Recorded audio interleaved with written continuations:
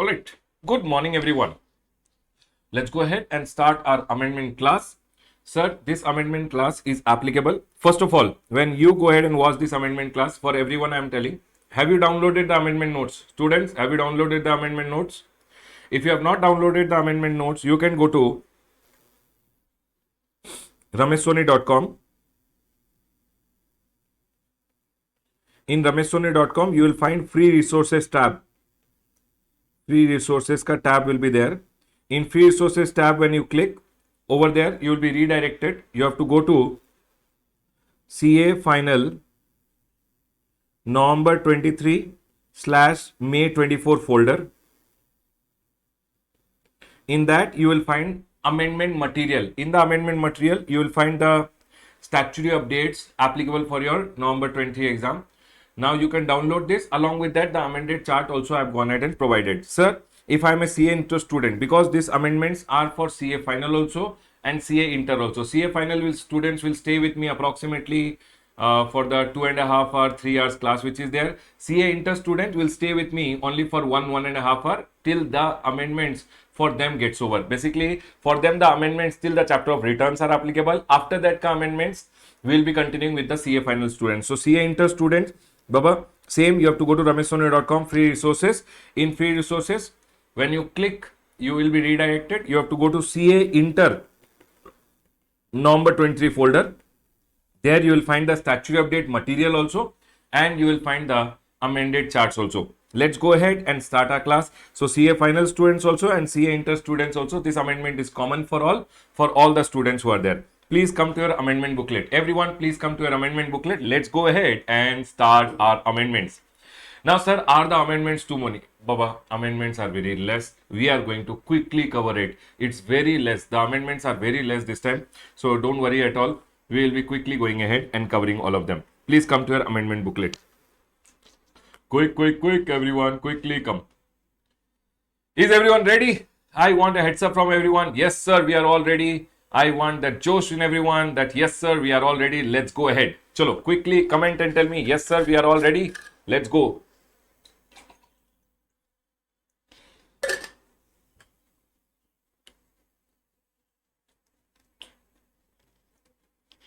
Ready? Yes, let's do it.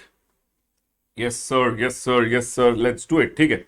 Chalo, let's go ahead. Go. Now, okay. Now, the first amendment which is there in the chapter of charge of GST. People listen to me very carefully. The first pages which you will see, the first few pages which you will see, those are basically the crux of all the amendments. Amendment has been written and the crux has been written. Which chapter the amendment is there? What is the amendment? And the crux has been written. It will help you one day before the exam so that you can quickly go ahead and revise the amendments. Okay? Now I am moving to the first amendment, charge of GST amendment. Please come to the first chart, charge of GST. Sir, provision of RCM. I hope you guys remember. Okay, this one I have gone ahead and changed a little. Just give me a minute, everyone. Just give me a minute.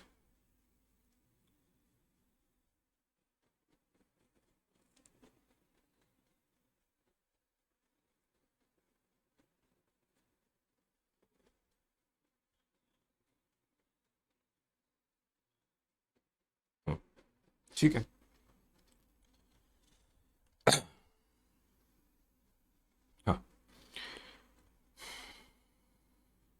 Okay, the first amendment. Listen to me very carefully. I hope you guys recall that, sir, in the chapter of charge of GST, section number 9.3 was there, which used to go ahead and talk about reverse charge mechanism.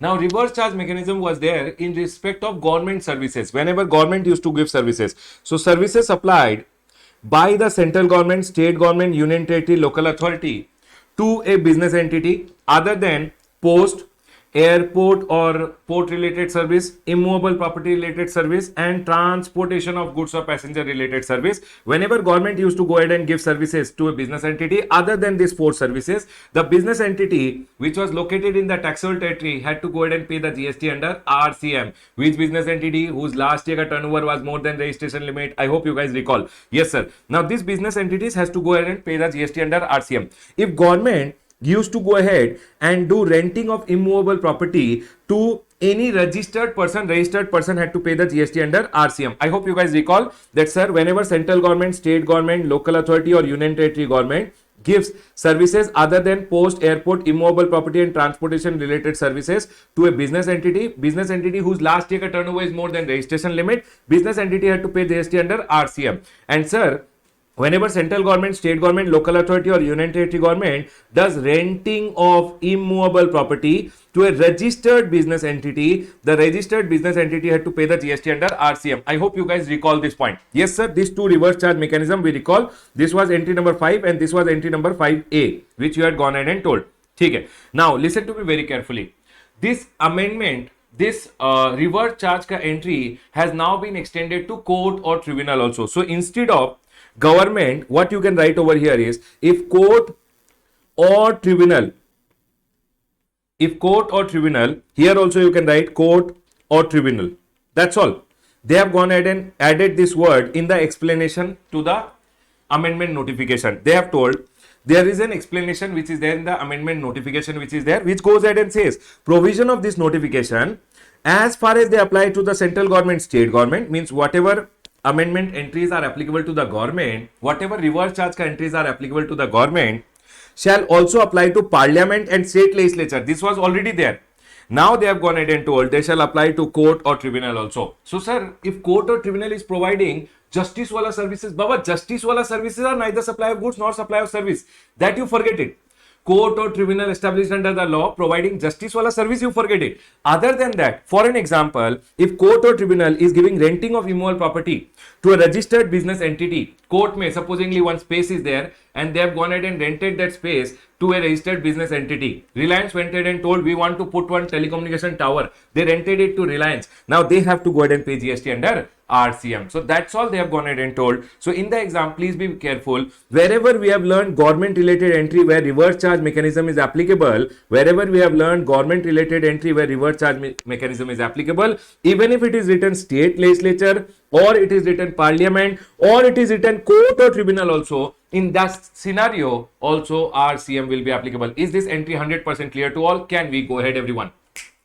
Wherever in the reverse charge entry government was providing services and reverse charge was applicable, instead of government, now if state legislature or parliament is written, that also will come under RCM. Even if it is written over there that it is court or tribunal providing the same services to a business entity, then also RCM will come. So if court or tribunal is providing any services to a business entity, in that scenario also business entity has to pay GST under RCM. But remember, they are not talking about justice wala services. There are two examples which they have also gone ahead and given. See, court or tribunal, this provision has been extended to court or tribunal also in respect of taxable services supplied by them, such as renting of premises to telecommunication companies for installation of tower, renting of chambers to lawyer. In this scenario, what will happen? The lawyers or might be the telecommunication companies, they have to go ahead and pay the GST under RCM. Yes, everyone, quickly tell me, is this point clear to all? Done? Can we go ahead? Yes, sir, this point is clear. Let's go ahead. Please come to the next entry which is there. The second entry. The second entry now. The second entry goes ahead and talks about the registration ka chapter. Now, registration ka chapter mein, I hope you guys recall that, sir, there was a chart which was there. I will go ahead and show you through a chart. Please come to the chart. This chart which was there, section number 25. Do you guys recall section number 25? Yes, sir, we recall section number 25. Section number 25 used to go ahead and say, whenever a person becomes liable under section number 22 or 24, sir, section number 25, 1 used to go ahead and say, person is liable, he should apply for registration within 30 days. Now, whenever a person is going ahead and applying for registration within 30 days, there used to come rule number 8 and rule number 9. Rule number 8 may used to file an application. Rule number 9 may verification used to happen. Rule number 8 may there is a small amendment which has come. Sir, what is the amendment in rule number 8? Listen to me very carefully. Rule number 8 used to go ahead and say that every person who becomes liable under section number 25 has to go ahead. Baba, I hope you guys remember that whenever you become liable, you have to go ahead and file GST REG 01. In GST REG 01, you have to declare your PAN number. Yes, sir, we have to declare our PAN number. Then we have to go ahead and declare mobile number, email ID, then state or union territory. Now they have gone ahead and told, you know what people used to do? Supposingly my PAN number, you will take my PAN number, you will mention your mobile number, OTP will come in your mobile number, you will mention your email ID, OTP will come in your email ID, and people used to take registration in some other people ka name. My PAN number, if you know, you will put your mobile number, your email ID, and you used to take registration. Now government went ahead and told, if this kind of people are there, we will also have to find out some kind of solution. So government went ahead and told, sir, whenever you are going ahead and filling GST REG01 ka part A, in that, when you declare your PAN will be validated through the CBDT ka database which is there, Central Board of Direct Tax ka database which is there. Through that, they will go ahead and verify the PAN. But when you had taken your PAN number, people, when you had taken your PAN number, along with your PAN number, you had given mobile number and email address. On that mobile number and email address, they will send OTP and they will verify. So basically they are going ahead and telling, now we will not send OTP to the mobile number and email ID which you give at the time of registration. When you are filling REG01 ka part A, in that, whatever mobile number and email ID you give, will not send OTP to that mobile number and email ID. We will send OTP to that mobile number and email ID which you had gone ahead and given. At the time when you had obtained your PAN number. Sir, when I took my PAN number, it was approximately 10 years before. But then when you were filing your income tax return, you would have updated your PAN number or PAN number ka mobile number and email address. When you are filing your income tax return, updated mobile number or email address pe they will go ahead and send the OTP which is there. Don't worry about it. But PAN ke saath whichever email ID and phone number is linked, on that they will go ahead and send the OTP, and OTP based verification of mobile number and email ID will be done. So that's all they have gone ahead and told. They told now when you are filing your GST REG01, in the part A, you just have to declare your PAN. PAN will go ahead and verify through the CBT database. Plus, we'll also do verification by sending a OTP on the mobile number and email ID which you are given along with your PAN number. Now we will not ask your mobile number and email ID, and then they are telling you just put your state and union territory. So once you have gone ahead and filled your part A, in part A you declared your PAN number validated and also verified through the OTP sent to mobile number and email ID which is linked to the PAN. Okay, sir, done. And then they are telling now you don't have to declare your mobile number and PAN number. Mobile number and email ID you don't have to declare. You just have to declare your state or union territory. Once the verification is done of the part A, temporary reference number, TRN number will be generated. Now you use your TRN number and fill part B of GST REG01. Yes, sir, we remember when we fill part B of GST REG01, this was part B of GST REG01. This was part B of GST REG01. Here we had to do Aadhaar authentication. Yes, sir, we remember here we had to go ahead and do Aadhaar authentication. Are you guys able to see? Yes, sir, we are able to see. Here we had to do Aadhaar authentication. Now when you were going ahead and doing Aadhaar authentication, just a minute everyone.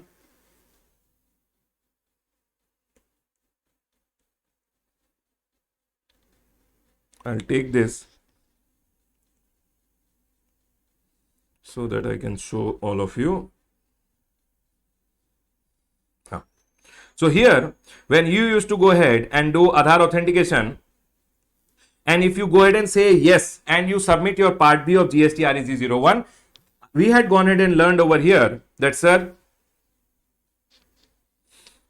we have to fill part B of GST REG01. I have shown you this was the part B of GST REG01. In part B, we had to do Aadhaar authentication. Yes, sir. If I tell a yes that I want to do Aadhaar authentication, then Baba, they used to go ahead.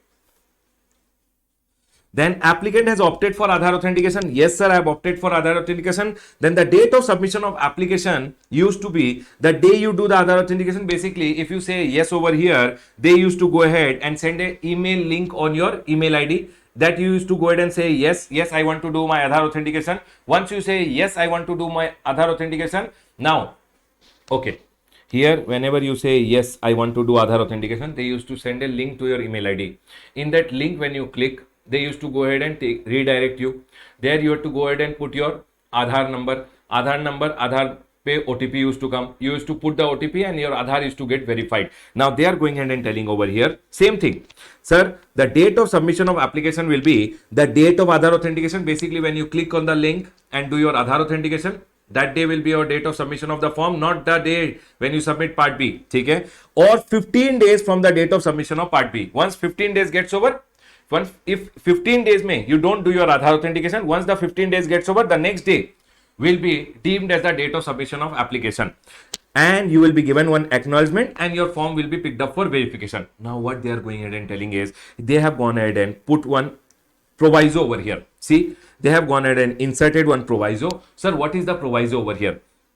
The proviso is now, once you have gone ahead and submitted your application, see, the proviso says, provided that every application made under sub rule 4, other than a person notified under 6D, matlab those people who are not required to do Aadhaar authentication, other than those people, if any person, basically individual, authorized signatory, managing authorized partner, and Karta who has gone ahead and submitted their application, they are telling, and who have opted for authentication of Aadhaar number, now they are going ahead and telling portal has been there has been a functionality which has been built in the portal. Now that portal can identify risky kind of people, that if you are a risky kind of people, then they are telling we will call you for biometric based Aadhaar authentication. That's all they have gone ahead and told. If you are identified on the common portal based on data analysis and this parameter, that shall be followed by biometric based Aadhaar authentication. That is what I've gone ahead and written, that sir, if you have gone ahead and opted for Aadhaar authentication but you are identified by the portal, so simple,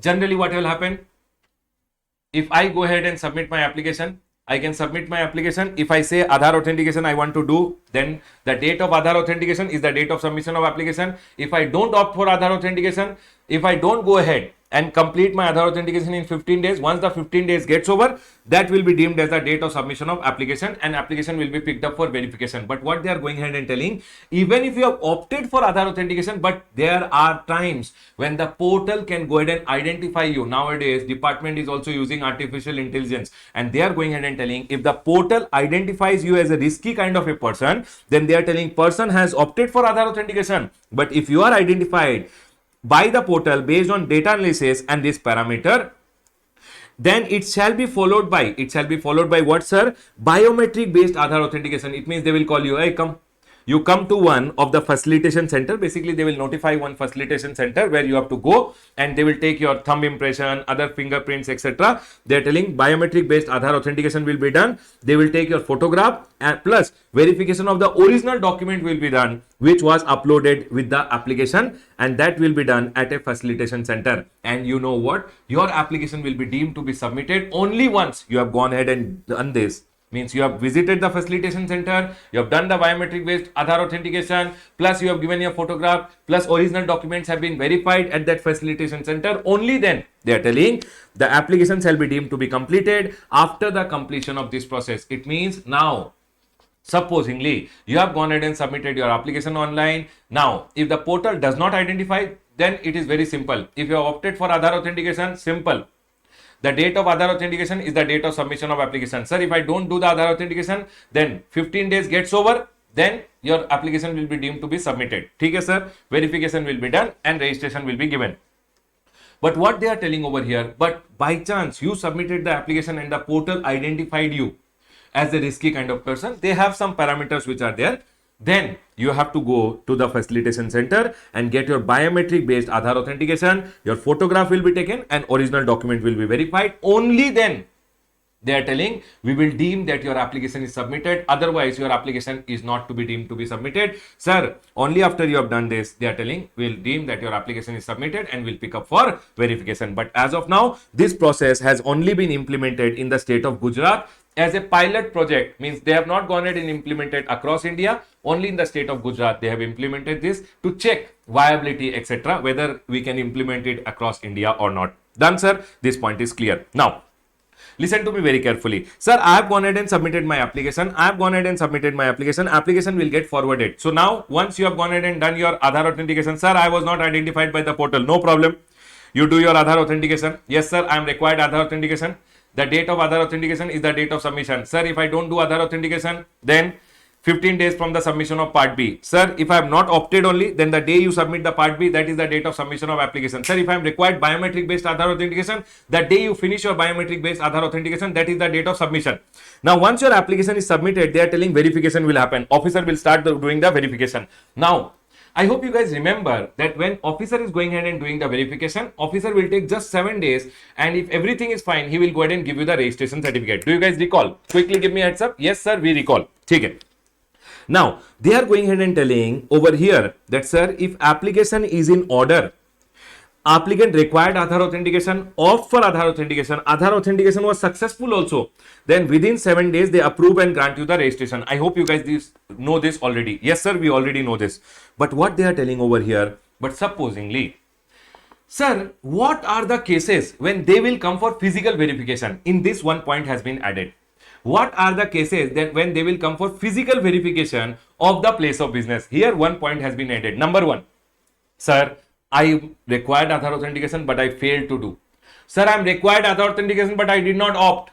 Okay? Now they are telling we will come for physical verification of your place of business even if the portal has identified you as a risky person. They are telling, sir, if you fail to do Aadhaar authentication, you did not opt for Aadhaar authentication. One more point has been added. If a person has undergone Aadhaar authentication but still if the portal has identified him but is identified by the portal on the basis of data analysis and risk parameter for carrying out physical verification, if portal identifies you as a risky person, then also they will come for physical verification of the place of business. Sir, I have done Aadhaar authentication, proper officer identifies you, proper officer deems it fit to carry out physical verification, then also physical verification of the place of business will be done. And sir, now the time limit is within 30 days from the date of submission of application, the registration will be approved and registration certificate will be granted. Is this point clear to all? So rule number 8 mein one amendment, two amendment. Listen to me carefully. Rule number 8 mein number 1,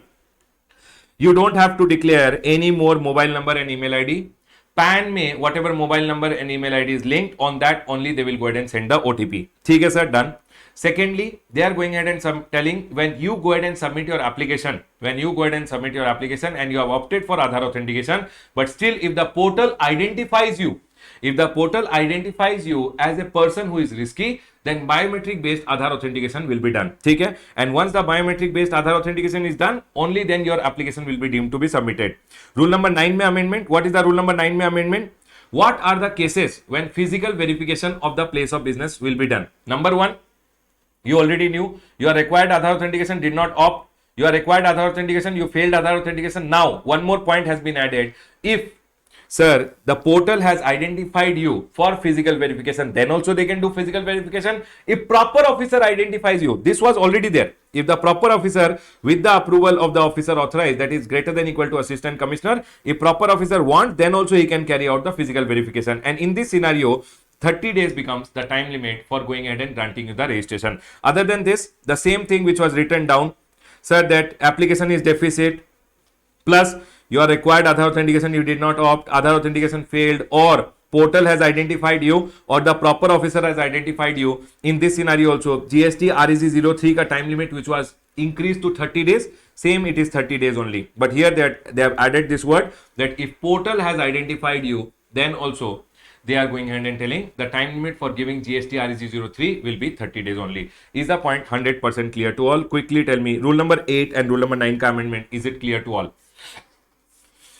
Quick. Are we all 100% clear? Can we go ahead?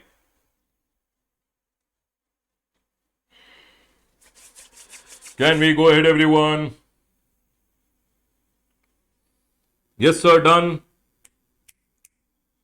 I'm waiting for students to comment and tell me, yes, sir, let's go ahead. Go. Chalo, theek hai. Now listen to me very carefully. Now, the next amendment which is there, listen. This is rule number 9 ka amendment, nothing. They have added the words over here, the one which I have just now told you. Theek hai, sir. I have given the amendment ka crux also over here for you guys to read. Chalo, please come down. TDS deductor and TCS collector related one amendment is there. This amendment is not applicable for CA inter students. CA inter students who are watching this class can ignore this amendment. Listen to me very carefully. Rule number 12 which is there, used to go ahead and say, sir, what is the amendment in this? Nothing. It's just written over here that, sir, PAN is mandatory for grant of registration, but sir, TDS deductor can take the registration on the basis of TAN also. Okay? And here, along with this, I had gone ahead and taught you rule number 12. So I have written rule number 12 over here. Rule number 12 mein one small amendment has been made. Nothing. Earlier in rule number 12, TDS deductor and TCS collector did not have the power to go ahead and cancel their registration. Now TDS deductor and TCS collector have been given the power that if they want, they can apply for cancellation of registration. That's all, nothing. Now this option has been given that cancellation of registration, if TDS deductor and TCS collector wants, on request, they can also request made by a person to whom registration has been granted. Basically, if TDS deductor or TCS collector wants, they can also go ahead and apply saying, I want to get my registration cancelled. Nothing other than that. Okay, sir, done, point clear. Chalo, let's go ahead. Please come to the exemption ka chapter now. Exemption related amendments we'll go ahead and understand. Exemption related amendment. Please come to exemption ka chart. Sir, the first amendment which is there. Listen to me very carefully. You know, entry number 6 was there. Entry number 6 in your exemption chapter. Sir, what entry number 6 used to go ahead and say? Listen, if government, central government, state government, if they are going ahead and providing services to non-business entity, non-business entity ko if government is providing services, it always used to be exempted.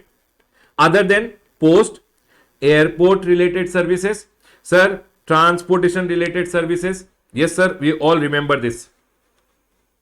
Post, airport, transportation related services. Entry number 6 used to go ahead and talk about it. Okay, sir. If government is going ahead and providing services to a non-business entity, it's always used to be under exempted other than post, airport or transportation related services. Okay, sir. This point is clear.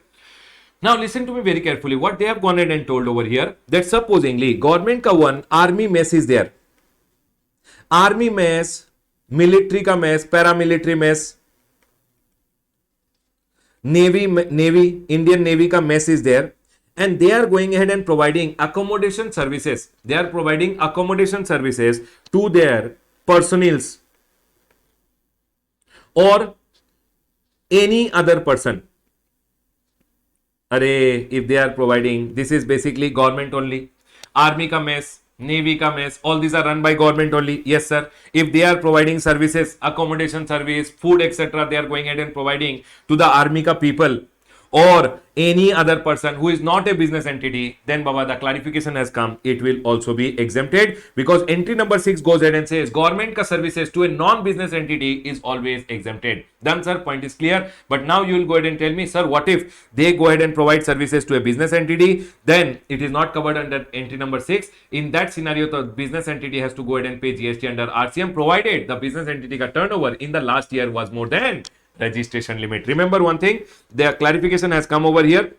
Accommodation services provided by Air Force ka mess, other similar mess such as Army mess, Navy mess, paramilitary, police force mess to personnel or any other person other than business entity are covered under entry number 6, provided those services are supplied by messes qualified to be considered as services supplied by central government, state government, union territory or local authority. So whenever government, entry number 6 says government providing services to a non-business entity other than post, airport or transportation related services are always exempted. The same has now been told. This entry is applied over here and they have gone ahead and told if army mess, paramilitary mess, etc. is going ahead and providing accommodation services to their personnel or any other person who are not business entity, in that scenario exemption will be there. But sir, if it is business entity, then you will have to see business entity ka last year ka turnover. If it is more than registration limit, then Baba, they will come under RCM. Done, sir. Point is clear. But here they have gone ahead and told only about the exemption. Is my point clear to all? Can we go ahead, everyone? That's all I've gone ahead and told over here. Please come to the next one. The next one goes ahead and talks about educational institution. Sir, yes, sir. You remember educational institution? When we were going ahead and learning about education related exemption, we had gone ahead and learned over there that, sir, Central Board of CBSC, all these state boards which are there, sir, the state board, the CBSC, all these were considered as educational institution when they were going ahead and conducting examination for the student and they were taking students examination fees, then they were considered as educational institution. Yes, sir. Now they have gone ahead and inserted one explanation and they have told that for the removal of doubt, it is clarified that supposingly there is National Testing Agency. Sir, what does National Testing Agency do? Arey Baba, if a student is there, he wants to enter an engineering college, basically he has to go ahead and give all those JEE, NET, all those examinations which are there. Yes, sir. Now all these examinations which are there, sir, NEET ka exam which is there, JEE ka exams which are there, are being conducted by all this National Testing Agency or authority or a board which is being set up by the government. Okay, sir. Now this National Testing Agency takes their examination. They take their exams, entrance test, we can also call it entrance test, and they pay a fees. Now, what the clarification has come is, so when they pass, they can take admission into educational institution. So whenever this national testing agency or any authority or any board which is set up by the government is going ahead and conducting entrance test against an entrance fees, government have made clarification over here that national testing agency or any authority or any board which is being set up by the government for conducting entrance test so that the student can get admission into educational institution, this entrance test ke liye whatever fees will be taken, the GST will not be applicable, because these people are now being qualified as educational institution only for the limited purpose of taking entrance test. That is the clarification which has come.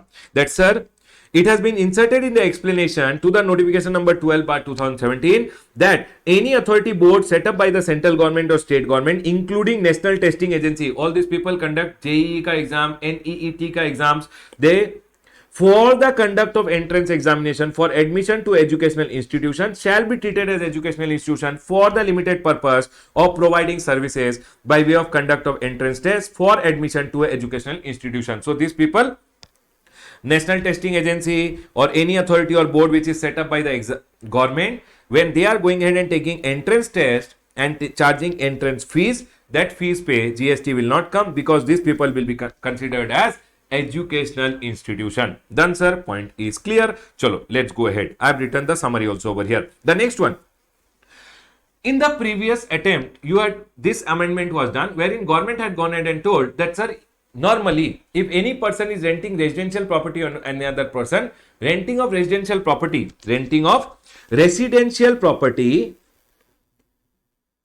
for the purpose of residence was exempt.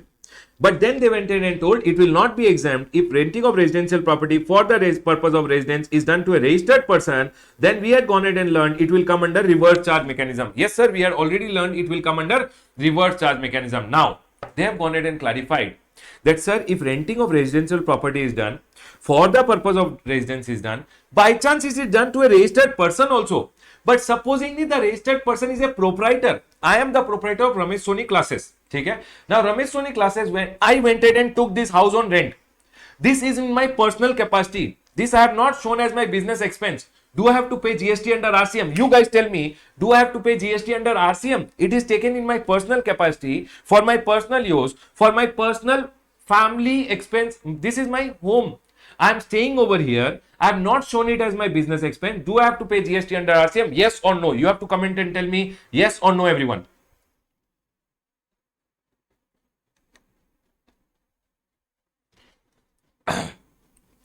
I'm waiting for students to tell me yes, sir, no, sir.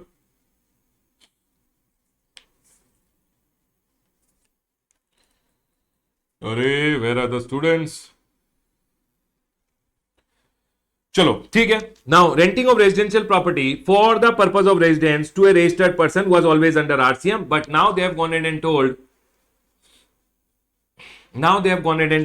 If, see over here, they are telling services by way of renting of residential property for use as residence, except when the residential dwelling is rented to a registered person, because if you rent it to a registered person, reverse charge mechanism will come.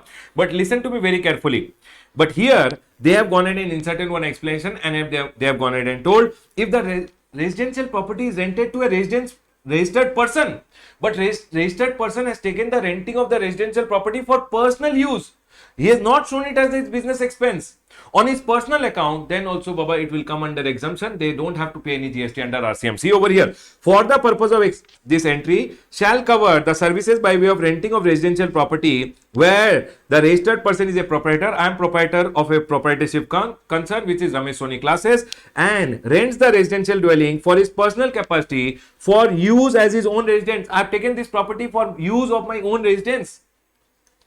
Such renting is on own account and not for the proprietorship concern. In that scenario also, it will enjoy the exemption. I don't have to pay GST under RCM. Remember this point, everyone. Even if I am a registered person, but if renting of residential property is taken by a registered person on own account in his personal capacity, I have not taken it for my business. I have not taken it for staying of my employees and showing it as my business expense. In that scenario also, it will come under exemption. I don't have to pay the GST under RCM. I hope this point is clear. Yes, sir. Point is clear over here. The next one over here. Listen to me very carefully. Services by way of access to road or bridges on payment of annuity. Earlier, there were two cases over here that, sir, if services by way of access to road or bridges is done, sir, services by way of access to bridges or road is done on payment of toll, that was also under exemption. If it was on annuity payments, that was also under exemption. But now they are going ahead and telling that, sir, this point has now been deleted, and they have told, sir, services by way of access to road or bridges on payment of annuity is now taxable. It is no more under exemption, it is taxable. So, sir, what is under exemption? Sir, services by way of access to road. So if you are going on the way and there is a toll booth which is there and they are collecting toll charges from you, that is only under exemption. Services by way of access to road on payment of annuity which was there is no more under exemption. It is now made taxable. Done, sir. Point is clear. Chalo. Remember one thing, on payment of annuity, entry has been omitted. It is now taxable. Now, only services by way of access to road or bridges on payment of toll charges is exempt. Now, the next one over here is RuPay card. Listen to me very carefully. Sir, what is this RuPay card? Supposingly, I am a shopkeeper over here. Okay? I am a seller. Here there is a customer who has come. Customer went ahead and told, sir, I want some goods. I went ahead and sold him some goods. He went ahead and gave me a RuPay card. Okay? RuPay card which is there. Or he used Bhim UPI. Okay? In this scenario, the government have gone ahead and told, now, when I use the RuPay card, his bank say, my bank will collect the money. My bank will collect the money, and for collecting the money, because I have gone ahead and used the card, because from his bank, my bank is collecting the money, my bank will go ahead and charge me some charges for using the card. Now, government have gone ahead and told, hey bank, when this person is taking RuPay card or Bhim UPI, please don't go ahead and charge him anything. Instead, the government went ahead and told bank told, hey government, if we don't charge anything to the shopkeepers for using RuPay card or Bhim UPI, how will we make money? So government went ahead and told, this is the government over here, that we will go ahead and pay you incentives. And government ka one department is there, Ministry of Electronics, MEITY. Okay? These people went ahead and told, government ka department told, we will give you incentive. You don't charge anything to a seller if he is using RuPay card or Bhim UPI. Actually, this RuPay, no, it is like Visa. We have Visa, MasterCard, etc. All these are international companies. RuPay is an Indian indigenous payment system which is there. India ka indigenous payment system it is there, and government wants to encourage RuPay. So if you are using RuPay card in a shop, that shopkeeper swipe your RuPay card, that shopkeeper ko bank will not charge any charges. Instead, the government gives incentive to the bank. So in this scenario, the banks went ahead and asked the government that on these incentives will GST come. So government went ahead and told, hey, it is very simple over here. Government ka any amount which is paid, Baba, if government has given you subsidy, is it ever consideration? So here the simple clarification came that, sir, banks are providing the services. What is the service bank is providing to the government? A bank is not collecting any money from any customer.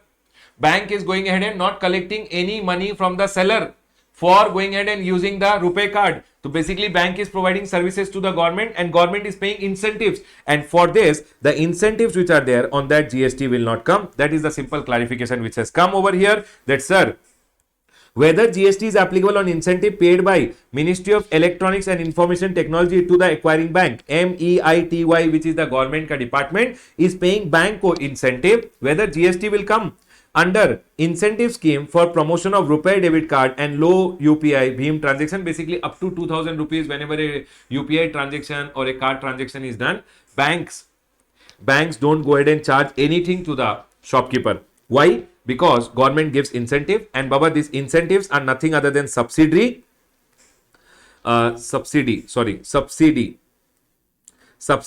which is section number 15 to E में it is told government ka subsidies are never consideration. Government ka subsidies are never consideration. So whenever you go ahead and receive any incentive from the government, that is never a consideration. So simple clarification has come. Incentive paid by METY to acquiring bank under the incentive scheme for promotion of RuPay debit card and low Bhim UPI transaction are in nature of subsidy and they are not taxable. And hence, whenever incentives are paid by METY, those are not taxable because subsidy given by government are never any consideration. Done, sir. Point is clear. Let's go ahead. The next one over here. Value of supply may basically this first issue which is there, no, the ICI has given it in the supply chapter, and the second issue which is there, they have given in value of supply chapter. But this is one clarification only which has come, so I've gone ahead and provided it together. Let's go ahead and quickly understand this. Is everyone with me? Quickly give me a heads up. Are we all 100% clear till here? Students, can we go ahead?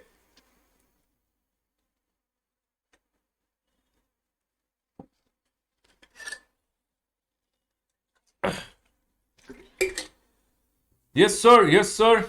We are all there. Let's go ahead. Chalo. Now, the next one over here is value of supply ka chapter mein. Listen to me very carefully. Supposingly, I went to one insurance company. This is one insurance company. Okay, everyone. Insurance company is there. I went to one insurance company and I told I want, okay, in the year 22-23, I had taken the insurance. And now 23-24 mein, I went to renew the insurance. In 22-23, I did not go ahead and no claim.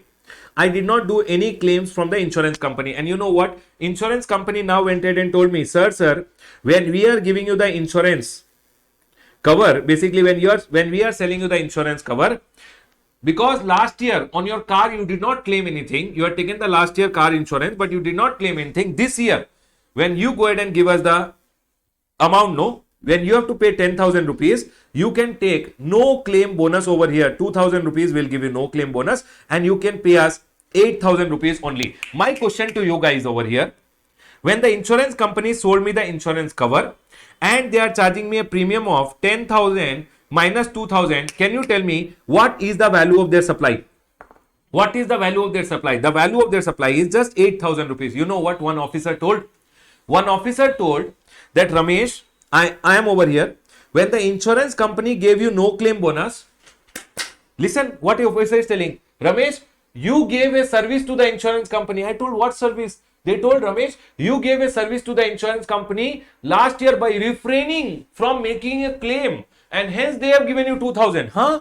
It means officer is telling, Ramesh, you gave a service to the insurance company of refraining from lodging a complaint and hence they have given you 2,000 rupees and this 2,000 rupees is for a consideration because you supplied the service of refraining from doing something and that is why they have gone ahead and given you 2,000 rupees no claim bonus. Here CBIC came and CBIC told, hey officer, relax. CBIC told, there is no service which is provided by the insured over there to the insurance company for which insurance company gave 2,000. No. It is not a service provided by the insured to the insurance company saying I refrain from going ahead and launching a complaint and hence you pay me 2,000 rupees. There is no service which is supplied by the insured to the insurance company. Instead, it is simple over here. The insurance company went ahead and provided one service of giving insurance cover, might be for his car or whatever, and he is going ahead and paying a premium. In that, they are telling 2,000 rupees will give you as discount, which is named as no claim bonus. It is section number 15(3) may a deductible expense, a deductible amount, and hence the value of supply will be 8,000 and insurance company will simply charge GST on 8,000 rupees. That's all. The clarification came that no claim bonus. Number one, I have not provided any service to the insurance company for which insurance company is giving me no claim bonus. No, sir, no. No claim bonus cannot be considered as consideration for any supply provided by the insured to the insurance company. I have not provided any service. It is very simple. GST is leviable on the actual premium amount paid by the policyholder to the insurer after deducting no claim bonus mentioned in the invoice. Sir, insurance company told me 10,000 rupees. They gave me no claim bonus of 2,000 rupees. They will simple 8,000 rupees is what I am paying them. They will charge me GST on 8,000 rupees, which is their value of supply. That's all. Section number 15(3) may this amount, no claim bonus, Baba, any discount by whatever name told given at the time of supply, and hence it no claim bonus is nothing other than a discount which will be deducted from the value of supply. That's all is the clarification given. Please come to the next one over here. The next one is in the chapter of tax invoice. Sir, tax invoice ka chapter mein what amendment has come? When you read the chapter of tax invoice, listen to me very carefully. This amendment is not applicable for CA inter student. Whenever any amendment is not applicable for CA inter student, I'll tell. Okay?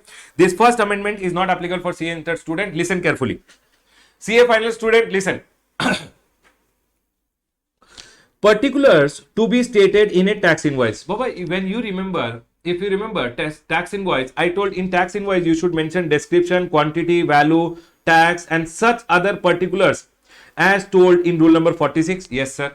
In rule number 46, 146F is there, which goes ahead and says, if you are going ahead and doing a supply to a person who is unregistered, yes, description, quantity, value, tax, such other particulars, which is told in rule number 46. Now, rule number 46F may, it used to go ahead and say, Ramesh, if you are going ahead and doing a supply to a person who is unregistered person, plus the value of supply is less than 50,000 rupees, then Baba, this person who is there, his name, his address, his state, his pin code is not required. Means even if you don't capture in your invoice, the invoice which you issue, because he is unregistered and the value of supply is less than 50,000, even if you don't capture name, address, state and pin code, then also it is okay.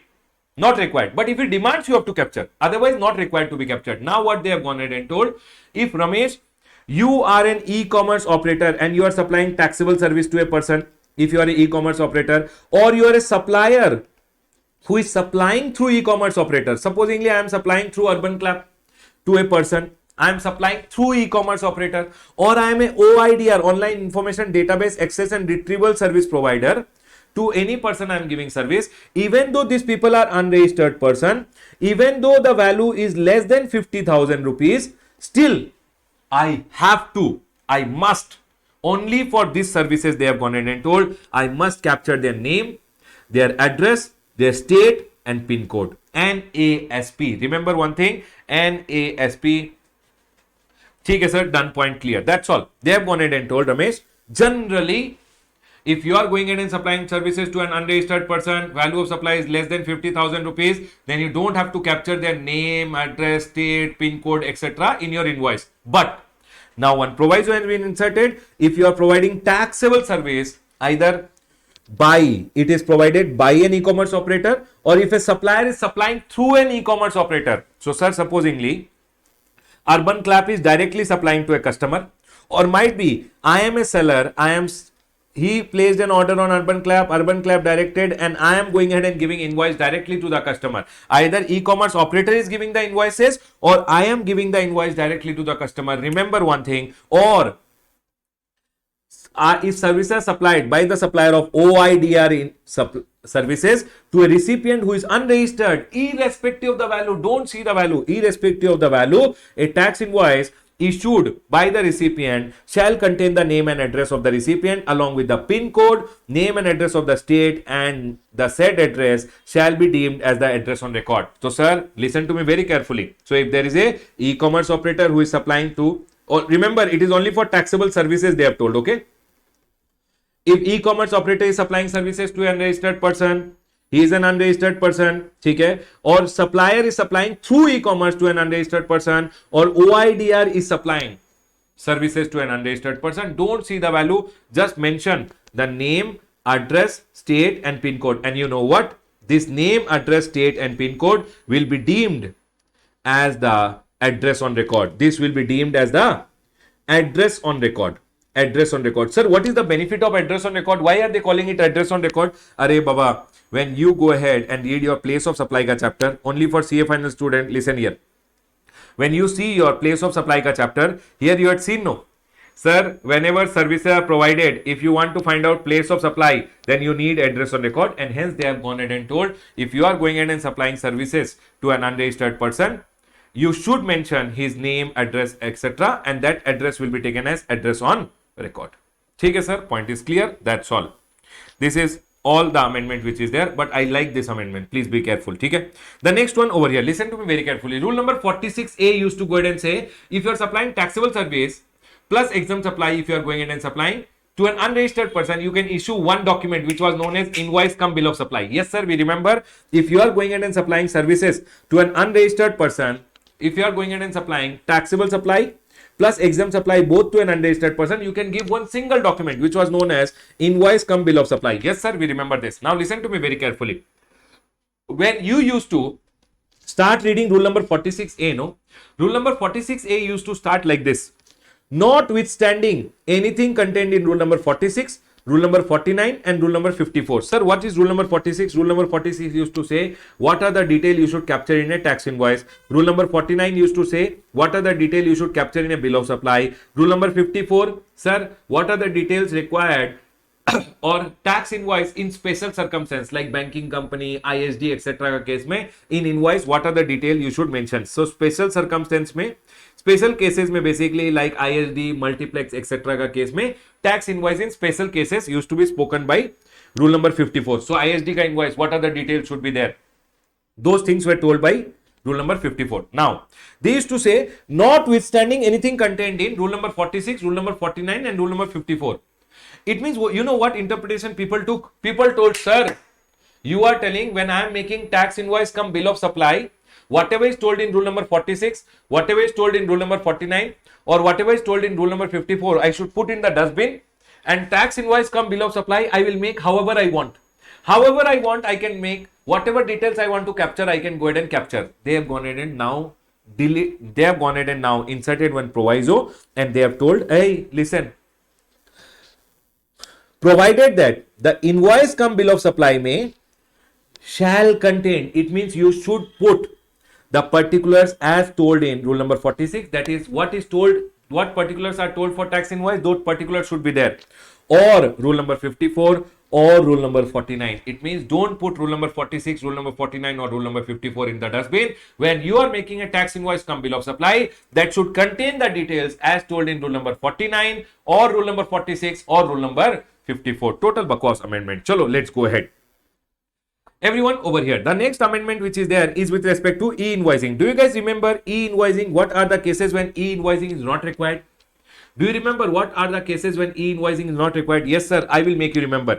So, if I am Biji, Prime Minister, riding a GLS. Yes, sir. You had gone ahead and told Biji, Prime Minister, riding GLS. So, sir, B for banking company, G for GTA, passenger transportation services wala, multiplex, government, local authority or SEZ unit. Yes, sir. You had gone ahead and told this. Now, listen to me very carefully. Simple one doubt came. Banking company told, sir, you have told banking companies don't have to go ahead and do e-invoicing. Government, you have told banking companies don't have to do e-invoicing. Tell us one thing. Banking companies with respect to financial service don't have to do e-invoicing. Or if banking company is going ahead and selling gold, banking company is selling old assets. But with respect to all the activities of a banking company, means banking company entity as a whole is not required to do invoicing. Or government, you are trying to tell only with respect to financial service I am not required to do invoicing. If I am selling gold, gold is not financial service. Selling of gold is not financial service. Do I have to do e-invoicing there? So government clarified simple thing. When I have gone ahead and told that e-invoicing is not required for banking company, GTA, passenger transportation service wala, multiplex, sir, government, local authority or SEZ unit, it is with respect to the entity as a whole, whether they are going ahead and giving financial service or they are selling gold. Baba, the whole entity itself is exempted from the provision of e-invoicing. That's all is the clarification which has come over here. Is my point 100% clear to all? Can we move ahead? I am waiting for everyone to comment and quickly tell me, are we all clear? Can we go ahead?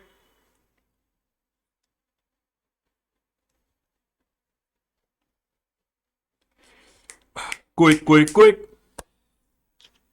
Yes, sir. We are all clear. Chalo, let's go ahead. Everyone over here now. The next one over here is e-way bill. E-way bill. You remember e-way bill? Section number, rule number 138 sub rule 14 used to be there. Yes, sir. Rule number 138 sub rule 14 used to be there. In rule number 138 sub rule 14, they used to go ahead and say, what are the cases when e-way bill is not required? When you are transporting through non-motorized cargo, donkey, might be horses, or bullock card, etc. के through if you are transporting, e-way bill is not required. Sir, e-way bill is not required if you are going ahead and transporting exempted goods. Here, one point was there where they used to go ahead and say, if you are transporting jewelry, then you don't require e-way bill. But you know what? That jewelry, they used to go ahead and say precious metal, stones, etc. ka jewelry. Now, if you are transporting imitation jewelry, duplicate jewelry, imitation, they have gone ahead and clarified over here when they say jewelry, please exclude imitation jewelry because imitation jewelry ke liye e-way bill will be required. They have gone ahead and told simple over here, e-way bill now needs to be generated for imitation jewelry. Please be very careful in the exam. Jewelry ke liye e-way bill is not required, but imitation jewelry, that duplicate jewelry which is there, not gold plated kind of jewelries, sir, for those e-way bill will be required. Done, sir. Point is clear. Simple. They have gone ahead and clarified. Imitation jewelries, e-way bill will be required. In the input tax credit ka chapter, they have gone ahead and done one amendment. Listen to me very carefully now. I hope you guys recall that, sir, section number 16 we used to go ahead and learn in our chapter of input tax credit. In section number 16, there used to be section number 16.1, which used to go ahead and say, if you are a registered person, you can go ahead and take the input tax credit if you have gone ahead and used those goods, services, or both for your business. Yes, sir. Section number 16.2 used to go ahead and say the condition for going ahead and taking the credit. In that condition, one condition used to be there. Sir, we remember you used to go ahead and tell us that, sir, tax number 1, tax invoice should be there or other documents should be there. Yes, sir. Now, then you went ahead and told this invoice or debit note related detail should be uploaded in GSTR1 and it should come in your 2B. And 2B may also one more condition was that in 2B, the input which has come should not be restricted. It should not be restricted. Then, sir, the next one you went ahead and told you should have received the goods, services, or both. Yes, sir. Only then I can take the credit. The next point over there in the condition was tax should be paid by the supplier to the government. Here, the next point was that, sir, tax charge in respect of the supply has actually been paid to the government. Only then you can go ahead and claim the credit. But here, one point used to be there which used to say subject to provision of section number 41. Now, section number 41 used to go ahead and say that, sir, tax should be paid to the government. Tax should be paid to the government. Only then you can go ahead and take the credit. But that was subject to section number 41. And now section number 41 along with rule number 37A, I want you guys to understand. Listen carefully. Then we'll go ahead and I'll go ahead and show you over here. Listen carefully. For an example, supplier went ahead and filed his GSTR1. He went ahead and showed 10 lakh rupees over here and 1.8 lakh rupees GST. It came in my GSTR 2B. GSTR 2B. Yes, sir, it came in my GSTR 2B. What will I do? The first step is whenever anything comes in your GSTR 2B and it is not showing in the restricted column, you will go ahead and take the input tax credit. For an example, this invoice is relating to the month of April. It came in your GSTR 2B and you went ahead and took the ITC. 20th May, you went ahead and took the credit. ITC availed. Okay, sir. Now listen to me very carefully. What they are going ahead and telling over here that, sir, supposingly that you supplier went ahead and filed GSTR1, it came in your GSTR 2B, and when you went ahead and filed your GSTR 3B, you went ahead and took the credit. When you filed your GSTR 3B, you took the credit. But you know what? This boy was very notorious. He did not go ahead and file his GSTR 3B. He did not go ahead and file his GSTR 3B. Now, listen to me very carefully. Supplier did not file his GSTR 3B. It means, sir, I took the credit, supplier did not pay the tax to the government, so I now have to reverse the credit. But when they have gone ahead and told, now rule number 37A has been inserted, wherein they have gone ahead and told over here that, see, supplier filed his GSTR1, it came in your GSTR 2B, and you went ahead and took the credit. When you were filing your GSTR 3B, you went ahead and took the credit. You can retain the credit, no problem. But supplier must make the payment of the GST to the government. You can wait for the supplier to make the payment. Sir, May, June, July, no problem. Wait. Once the year gets over, this year got over, till 30th of September. Even if the supplier files his GSTR 3B, then also no problem. You can still retain the credit. Basically, 1.8 lakh, which is ITC, you can still retain it. No problem. Sir, supplier did not file the GSTR 3B in the month of May, June, July. Still he has not filed, sir. No problem.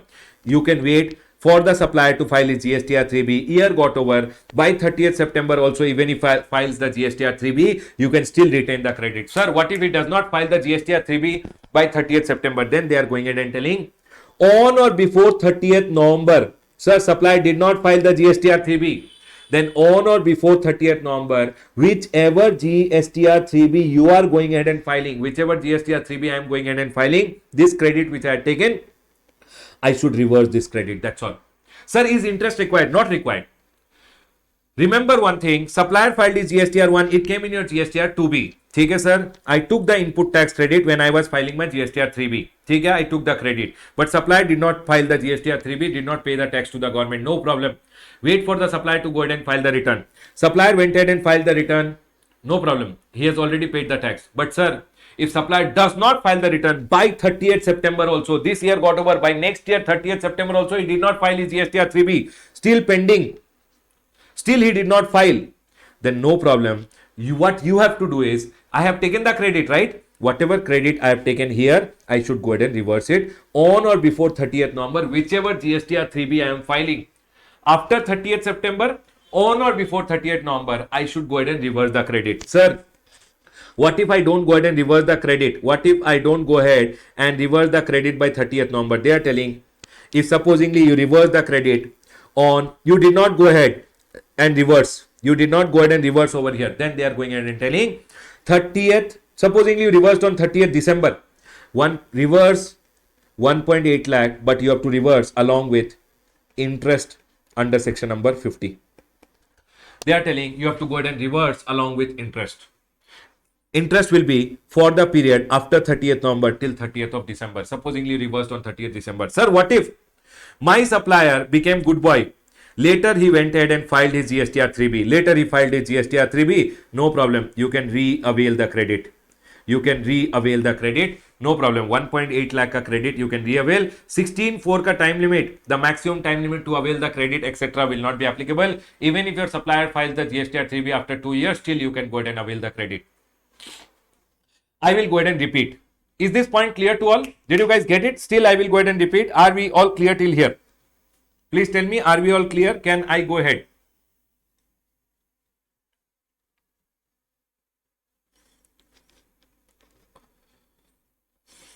Got it? Yes, sir. Yes, sir. Yes, sir. Listen. What are they telling? Supplier went ahead and filed GSTR 1. Okay, supplier filed his GSTR 1, sir. It came in your GSTR 2B. Here is the supplier. Here is the recipient. Okay, sir. I am the recipient. It came in my GSTR 2B. No problem.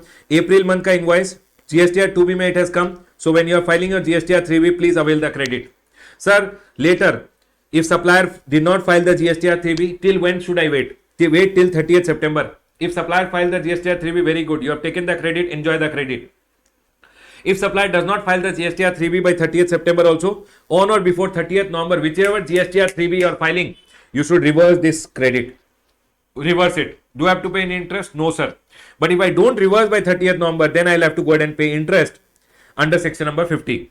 And they are going ahead and telling 30th December, supposingly you went ahead and reversed, then you'll have to pay interest for this many days. Sir, what if supplier later goes ahead and files his GSTR 3B? If supplier files his GSTR 3B, whenever supplier files his GSTR 3B, you can re-avail the credit. There is no time limit which is applicable. That's all is being told by section number 41, read with rule number 37A. I have gone ahead and given the crux over here. You guys can read the crux. The one which I have gone ahead and told, the same thing has been written over here. See, where the ITC availed by registered person with respect to which supplier has furnished GSTR 1 or IFF, but corresponding GSTR 3B is not filed till 30th September, the ITC shall be reversed on or before 30th November. Basically, till 30th September, if your supplier does not file his GSTR 3B, then you have to reverse the credit on or before 30th November, whichever GSTR 3B you are filing. Non-reversal before 30th November, such amount will be payable along with interest. Supposingly you reversed after 30th November, then you'll have to pay along with interest under section number 50. Where supplier subsequently furnishes GSTR 3B. Sir, if supplier subsequently furnishes GSTR 3B, then you can go ahead and re-avail the credit in the GSTR 3B. Means whenever he filed the GSTR 3B, after that, whichever GSTR 3B you are filing, you can go ahead and re-avail the credit. That's all is being told over here. I have explained you section number 41, read with rule number 37A. The next one is Rule number 37. Sir, what does rule number 37 say? Do you guys remember we had one rule number 37, that sir, supposing one supplier went ahead and gave me an invoice on 1st of January. Supplier gave me an invoice on 1st of January. In the invoice, he went ahead and told me, sir, 10 lakh rupees ka credit and GST which was there was 1.8 lakh. Okay, sir, point is clear till here. Listen to me very carefully. Now, I have to go ahead and make the payment within 180 days. Supposingly on 30th June, 180 days gets over. If sir 180 days may I don't go ahead and make the payment, if 180 days may I don't go ahead and make the payment, then it was told in rule number 37. Yes sir, we recall that 180 days may if supplier ko you don't make the payment of the invoice, then after 30th of June, when you are filing your GST or 3B, you have to reverse this 1.8 lakh and you have to reverse along with interest. And interest was always under section number 50, that is from the date of utilization till the date of reversal, you have to pay interest. Remember, interest under section number 50 says what? From the date of utilization till the date of reversal, you have to pay interest. Only if you have utilized. Okay? Done.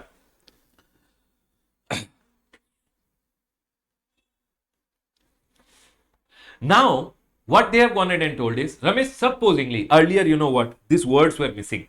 What words were missing? That, sir, supposingly, what if I have made half payment? Means, supposingly, I have paid 5 lakh rupees and 90,000 rupees. 5.9 lakh I have already paid.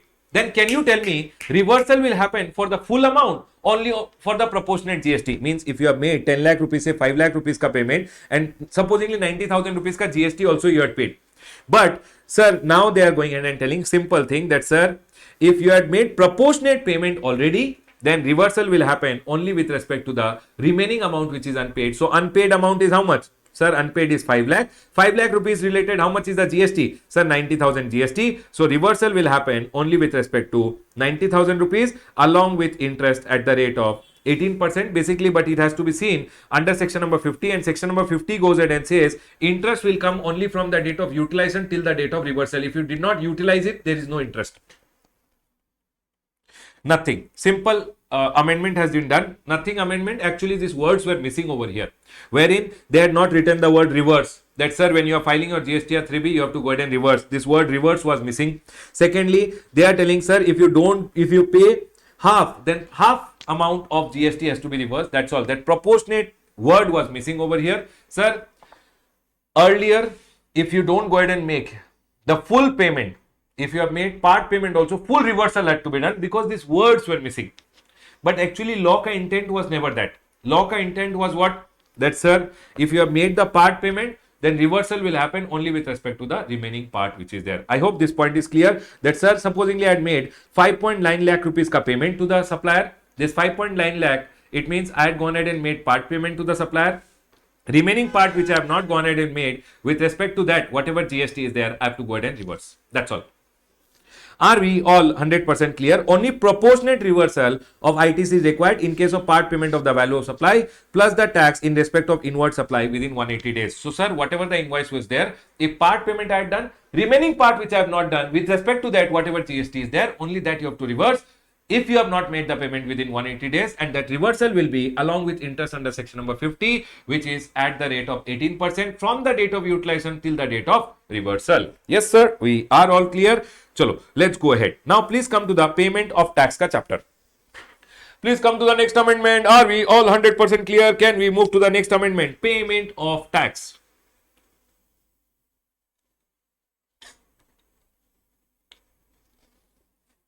Yes, sir. Payment of taxes. Do you guys recall that payment of taxes, when we had gone ahead and understood in the payment of taxes chapter, I had gone ahead and told you whenever you have to deposit money in your e-cash ledger, whenever you have to deposit money in your e-cash ledger, you first have to generate GST PMT 061 challan. Yes, sir. I have to generate one GST PMT 061 challan which is there for depositing the money. Okay. Now, we have to go ahead and generate one challan. Okay, we generated one challan. Then what will you do? Once we have generated one challan, we have to go to the net banking or however. Supposingly, I use net banking and I made the payment. When you generate a challan, common portal identification number gets generated. Now, I used my net banking I used and made the payment. Once I made the payment, then SIN gets generated. Actually, SIN gets generated, and you know what? The bank goes ahead and communicates this SIN to the GST portal, and GST portal goes ahead and credits the money in your e-cash ledger. Done, sir. Point is clear that, sir, whenever I will generate one challan, I will go ahead and make the payment of the challan. SIN will get generated, challan identification number, and the bank will communicate this SIN number to the GST portal, and GST portal will go ahead and update my e-cash ledger. But you know what? Sometime whenever the bank does not communicate the SIN to the GST portal, then in that scenario, you have to go ahead, make representation to the bank that, sir, my e-cash ledger mein money has not come. Please send the SIN number to the GST portal. My e-cash ledger will get credited. Representations had to be given in GST PMT 07. Okay? Total bakwas amendment. But still listen. So representations have to be given to the bank that, sir, please send my SIN number to the GST portal, otherwise my e-cash ledger will not get credited. So whenever SIN when SIN was not communicated to the GST portal, you had to give representation to the bank. Only then your e-cash ledger used to get credited. Okay? Now they have gone ahead and told that, sir, if supposingly the bank fails to communicate the SIN number to the GST portal, what they can also go ahead and do is, how your e-cash ledger will be updated is, sir, whenever your bank fails to communicate the SIN to the GST portal, RBI prepares one e-scroll list that government has received this money in the government account. RBI prepares one e-scroll. E-scroll means basically RBI, you think that RBI prepares a list that government ka account mein this money has come. Now on the basis of the RBI ka scroll list also, the GST portal can update your e-cash ledger even if the bank has not communicated the SIN to the GST portal. What they are going ahead and telling? Simple. Backend mein how things are going to work, they are going ahead and telling simple. Whenever you generate PMT 06, you make the payment through your bank. Bank will generate one SIN number, challan identification number when you make the payment, and the money has gone to the government account, then this SIN will be sent to the GST portal and your e-cash ledger will get credited. But sometime the bank fails to communicate the SIN. In that scenario, your e-cash ledger can be updated by the GST portal on the basis of the RBI ka e-scroll list. RBI actually prepares one list of whatever payment has come to the government account. On the basis of that list also, the GST portal can go ahead and update your e-cash ledger. That's all they have gone ahead and told. Total bakwas amendment has come over here. That, sir, where the bank fails to communicate the details of the SIN to the common portal, bank did not communicate the SIN number to the common portal, then the e-cash ledger may be updated on the basis of e-scroll of the RBI. Basically, RBI prepares a list.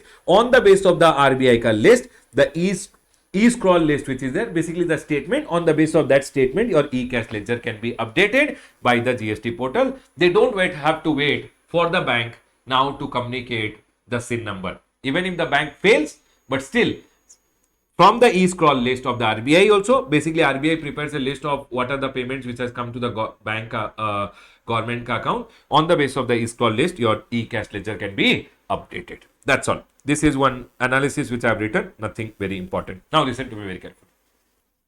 Rule number 88C has been introduced now. Rule number 88C, I want to go ahead and tell it like this. Listen to me very carefully. People over here. Sir, what is rule number 88C? You went in and filed your GSTR 1. Okay? In GSTR 1, you showed 1 crore rupees ka sale and 18 lakh rupees ka GST is payable. You are a supplier. It went to the recipient ka GSTR 2B. 18 lakh rupees ka credit went to him. Aram se balle balle he is enjoying. Okay? You are one very bad boy or bad girl. Okay? What you went in and did, you filed your GSTR 3B. In GSTR 3B, you went ahead and showed, sir, 1 lakh is my sale and 1 lakh ka sale pe 18,000 is the GST. Government is telling, hey, you are very bad over here. Why did you do that? That, sir, you showed over here 18 lakh ka sale, 1 crore ka sale and 18 lakh rupees ka GST you passed on. 1 crore rupees ka sale, 18 lakh rupees ka GST you passed on. But here, you showed only 1 lakh rupees ka sale and 18,000 rupees ka GST. When you are to make the payment, you paid only 18,000. It means you are doing cheating. And you know what? In our CA final, this point is there. CA Inter ka student, might be it is little difficult for you to understand this amendment because at CA intermediate level, Demand and recovery chapter does not come. But yes, ICI has given for CA Inter and CA Final both. So please listen carefully. In CA Final, we learn this that sir, whenever GSTR 1 and GSTR 3B may any difference is there, direct recovery can be done. Direct recovery means they can seize your bank account, take the money from the bank account, magistrate ke through recovery can be done. Whatever is the differential amount, they can recover from you. They can attach your bank account, they can sell your properties and do the recovery. People went and told, sir, mistake can happen. No, why do you want to do direct recovery? At least give one intimation. And hence rule number 88C has come, wherein they have told if your GSTR 1 and GSTR 3B may, there is significant difference, means the GST council will decide how much should be the difference. Then in that scenario, they will go ahead and send you an intimation in part A of GST DRC 01B. Here it is. GRC 01B ka part A mein they will send you an intimation saying, sir, there is a difference between your GSTR 1 and GSTR 3B. Why have you done such difference? Please give an explanation. So you have two options over here. When they go ahead and give you an intimation in GST DRC 01B that there is a difference in your GSTR 1 and GSTR 3B. I showed in my GSTR 1 18 lakh. GSTR 3B, I paid only 18,000. Ha ha ha ha. Bad boy. They are going ahead and telling we will give you an intimation. After the intimation, they will give you 7 days ka time. Within 7 days, either you pay the difference. Pay the difference. To pay the difference, you can use GST DRC 03. One form is there, GST DRC 03. That form you can use and make the payment. And you have to inform them in part B of GST DRC 01B. In this part B, you have to inform that, sir, I have made the payment. Or if you don't want to pay, you can give an explanation. That, sir, sir, this is this amount which you are going ahead and telling the difference. No, sir, actually what happened? No, it should have been 18,000 here also and 18,000 here also. By mistake, I went in and returned 18 lakh rupees. So, sir, you can give an explanation. Okay, sir, I will go ahead and give an explanation. So, you have two options. Either you can go ahead. So, whenever, I'll tell you, whenever your GSTR 1 and GSTR 3B may any difference is there, they will send you an intimation. Rule number 88C says they will send you an intimation in part A of GST DRC 01B. Okay, sir, I will pay the difference. You have 7 days. Either pay the difference. Sir, if I don't pay the difference, you can pay the difference and inform them. Payment can be done using GST DRC 03 and you have to inform them using GST DRC 01B ka part B mein. That, sir, I have gone ahead and made the payment. If you don't make the payment, you can give an explanation again in part B of GST DRC 01B ka part B mein you can give an explanation. Sir, explanation is acceptable. No tension. Acceptable, then no tension.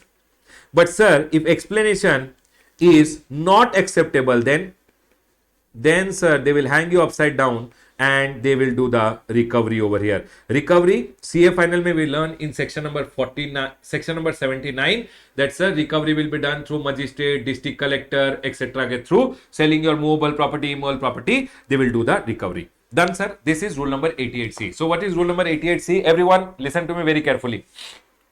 If your GSTR 1 and GSTR 3B may any difference is there, you will be intimated about the difference. Okay, sir. 7 days may either you pay the differential using part B of GST DRC 01B.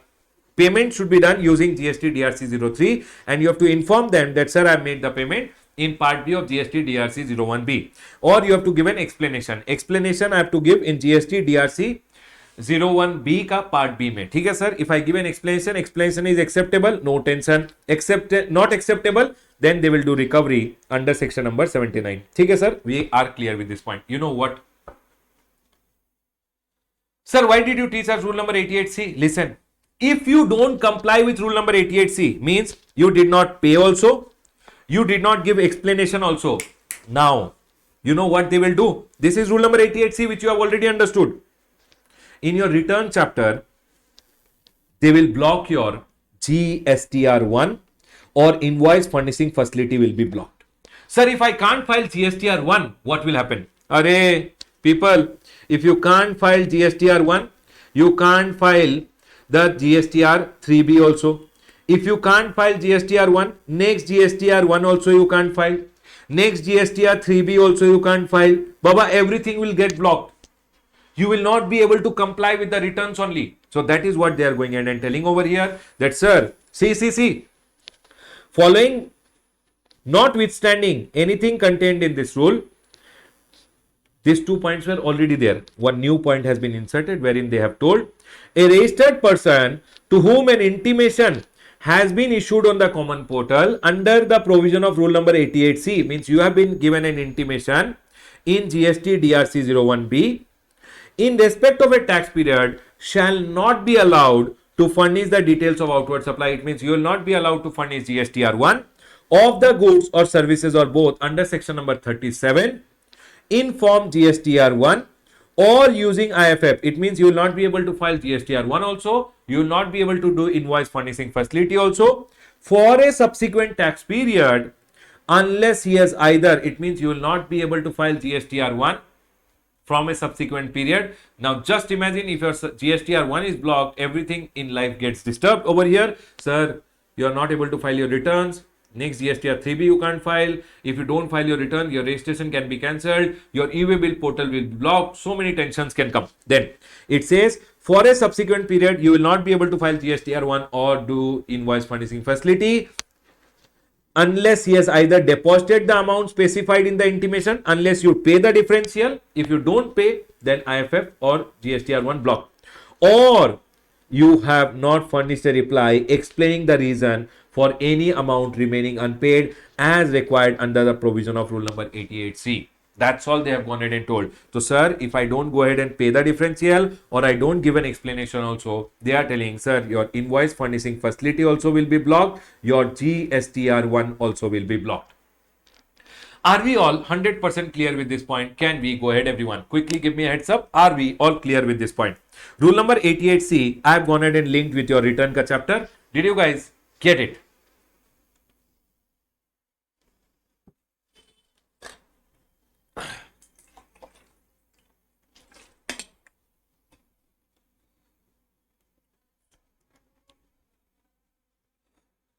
Yes, everyone. Are we all 100% clear till here? Can we go ahead? Yes, sir. Yes, sir. We are all clear. Now, listen to me very carefully. This amendment, rule number 88C, what I have explained you, I have gone ahead and written over here the crux also. Now, please come to returns ka chapter. Returns ka chapter mein, this amendment which had come, when is your invoice furnishing facility or GSTR1 blocked? These two were already there. One third point over here has been added, that sir, if you don't pay the differential or don't give an explanation, then also GSTR1 or invoice furnishing facility for the next period will be blocked. Remember one thing, this is the amendment over here. Okay, sir. Now, one more small point over here in the chapter of returns. Returns ka chapter mein, listen to me very carefully. You remember annual return over here? Yes, sir, we remember annual return. Annual return ka late fee which was there, they have gone ahead and reduced the late fee. They have gone ahead and reduced the late fee over here. They have gone ahead and told the maximum late fee payable under section number 47 for the delayed filing of annual return rationalized. Means delayed filing of annual return, whatever the late fee was there, they have gone ahead and reduced it. See, earlier, the late fee for delayed filing of annual return was 100 rupees per day up to a maximum of 0.25% of the turnover in state or union territory. Now, they have gone ahead and told slab rate type. Sir, so if supposingly I am talking about the year 21-22, if this year, relevant year, annual return due date is 31st of December 22, correct? This year related annual return ka due date is this. They are going ahead and telling if in the relevant year, this year, your aggregate turnover is up to 5 crore, rupees 25 per day, maximum is 0.02%. So, sir, if my turnover is up to 5 crore, then they are going ahead and telling under CGST, under SGST, for every every day of delay in filing of your annual return, they are telling you have to go ahead and pay 25 rupees per day. So 25 rupees per day under the CGST Act, 25 rupees per day under the SGST Act, and this can be maximum 0.02% of the turnover, 0.02%. In the chart book, for your CA final ka chart book mein, I had gone ahead and mentioned 0.2%. You have to make it 0.02%. Okay, everyone? 0.02% of the turnover in state or union territory. Okay, sir? Same thing. Now, they have gone ahead and told if your turnover is more than 5 crore, up to 20 crore, then the same amount will become 50 rupees per day. 50 rupees per day under CGST and 50 rupees per day under SGST, subject to a maximum of 0.02%, subject to a maximum of 0.02% of the turnover in state or union territory. See, or, but if your turnover is more than 20 crore, sir, if my turnover is more than 20 crore, then what will happen? They have gone and told simple over here. If your turnover in the relevant year was more than 20 crore, then it will be 100 rupees per day under CGST, 100 rupees per day under SGST, and here there is no deduction, the same as earlier. 0.25% of the turnover, 0.25% of the turnover in state or union territory. That's all they have gone ahead and told relating to the annual return called late fee, which is there. Late fee has been reduced now. Earlier it was for all the cases, this was the late fee, but now for people with turnover up to 5 crore and greater than 5 crore up to 20 crore, the late fee has been reduced over here. Are we all 100% clear till here?